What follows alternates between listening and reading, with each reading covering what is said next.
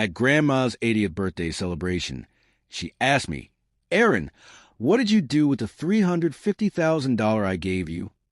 I was shocked and replied, What $350,000, Grandma? 20 minutes later, the police showed up, and Grandma taught the robbers a lesson they wouldn't forget. Hey, Reddit.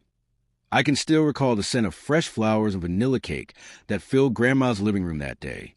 It was her 80th birthday, and the whole family was there. Cousins, uncles, aunts, and even distant relatives we hadn't seen in years. Grandma was adored by everyone, the type of woman who could ease tension in any setting with just a smile. She was seated in her favorite chair, her silver hair neatly pinned, her eyes still sparkling. The party was vibrant, filled with laughter, music, and people sharing memories. I stood in a corner sipping juice, simply observing her. Suddenly, she called out to me, Aaron, dear, come here for a moment. I smiled and approached her. Yeah, Grandma? She leaned in closer, her voice soft yet firm. Tell me, what did you do with the $350,000 I gave you? I was frozen. The entire room fell silent. My heart raced. What? I stuttered. What? $350,000. Her expression shifted to confusion, then concern. The money I transferred to your account 6 months ago for your business. Didn't you use it?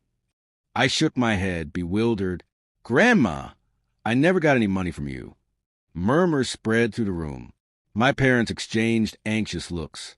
My uncle coughed awkwardly. Grandma frowned. That's odd. I told your mother to take care of it. She promised to ensure the transfer was done correctly. My mother turned pale. Mom, I said slowly, looking at her, you knew about this? She stammered. Well, I thought she might change her mind, but Grandma shook her head firmly. No, I didn't. I transferred it from my trust fund. I wanted Aaron to start that mechanic shop he always dreamed of. All eyes turned to my parents.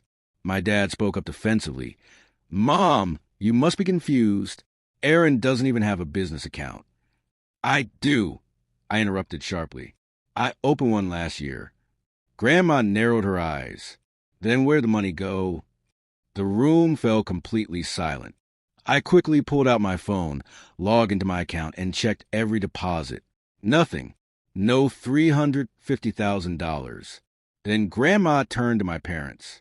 You handled the transfer, didn't you? My father gulped. We did it together, but maybe there was a mistake. Or maybe, Grandma said coldly, there wasn't. Everyone was watching now. My cousin had stopped talking. The laughter had faded. Even the music had been turned off. I clenched my jaw. Grandma, are you saying someone took the money before it reached me? She nodded slowly. It seemed so. I felt my stomach knot. $350,000. That wasn't just money. That was my future, my hard work, my trust. Grandma stood up, her voice sharper than I had ever heard. Mary, she said, looking directly at my mother, show me your account statement. Mom blinked. Excuse me? You heard me, Grandma said, calm but with a deadly seriousness. If you handle the transfer, prove where it went. Dad quickly intervened. Mom, this isn't the time or place. But Grandma interrupted him. It is exactly the time and place. Everyone watched as my parents exchanged terrified looks. Then, reluctantly, my mom pulled out her phone. She opened her banking app with shaky hands. I leaned in closer to see, and there it was, a transfer from Grandma's account. $350,000 sent directly to my mother's personal savings. Not my business account, not even in my name. Gasps filled the room. My uncles and aunts whispered. Grandma's eyes darkened. You stole from your own son. Mom began to cry. No, I was going to give it to him, I swear. But Dad stepped in, his voice trembling. We had debts. We just borrowed it for a while. Borrowed? I snapped. You hid it from me? Grandma raised her hand for silence. The authority in her voice was like thunder. I trusted you both. I told you that money was for Aaron's dream. You betrayed not just him, but me. Dad opened his mouth, but Grandma continued. You both always thought I was too old to notice things, too soft to act, but I've dealt with liars before and I know how to handle thieves. Her voice was calm, terrifyingly calm. She turned to her lawyer, who had been sitting quietly by the window. Yes, Grandma's lawyer was at her birthday party. She gave him a nod. Called him. 20 minutes later, the police arrived. The sound of sirens made my heart race. The entire family gathered near the windows, whispering in disbelief. 2 officers entered, polite but serious. Grandma handed them a folder filled with printed documents, bank statements, and authorization letters. She had already prepared everything. I realized then she hadn't just remembered the transfer. She had known something was wrong for months, and she waited for her birthday when everyone would be there. The officers questioned my parents, reviewed the papers, and escorted them outside. My mom was crying while my dad shouted that it was all a misunderstanding. Grandma stood there silently, watching. Then she turned to me, her hand slightly trembling as she reached out and said, "I'm sorry you had to find out like this, Aaron, but sometimes the truth needs witnesses." I nodded, tears in my eyes. "Grandma, thank you." She smiled faintly. "You always were the honest one. That's why I trusted you." That night, after everyone had left, I sat beside her on the porch. The stars twinkled, and the house was quiet again. She sighed. "You know, I didn't just give you that money to start a business. I wanted to see if you'd remain the honest boy I raised, even when tempted." I chuckled weakly. "I think the test was for Mom and Dad." "Maybe." Grandma smiled sadly. "But life has a way of revealing people's true colors." I stayed silent for a long time, staring into the darkness. When the police car finally drove away with my parents inside, Grandma whispered, "They'll learn their lesson. Some lessons money can't buy," but I had no idea. That lesson was just the beginning. A week later, Grandma called me again. This time, she had one more surprise, something she'd been keeping hidden for years. It had been 3 months since that unforgettable night, Grandma's 80th birthday, the day my parents' greed was exposed in front of everyone. The police case moved quickly. Grandma's lawyer handled everything. She decided not to pursue full criminal charges. Instead, she demanded restitution. My parents were forced to sell their luxury car, one of their vacation homes, and return every dollar of the $350,000 they had taken. But even with justice served, the house didn't feel the same. The family was fractured. Some relatives blamed me for shaming my parents. Others whispered that Grandma had gone too far, but Grandma never wavered.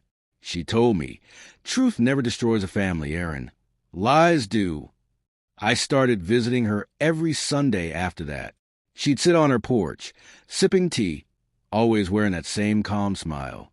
We'd talk for hours about work, life, and the business I'd finally opened with the money she ensured reached me this time. One afternoon, as we sat together, she said something that made me pause. "Aaron, there's something I didn't tell you that night." I looked at her. "What do you mean?" She smiled faintly.